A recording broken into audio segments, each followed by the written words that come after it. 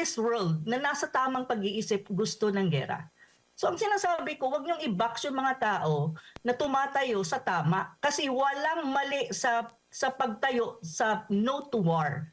At walang mali sa pagtayo ng we are for peace. And we want peace in our country, we want peace in the region, and of course, we want peace in the world. Cliché man siya, but that is the truth. And that is right. Yun yung mga dynamics na hindi ko naman maintindihan itong Amerika na lagi nang sasabi, we're democratic, we're for peace, we're for peace, we're democratic, we uphold the blah, blah, blah, freedom, blah, blah, blah, blah, blah, blah.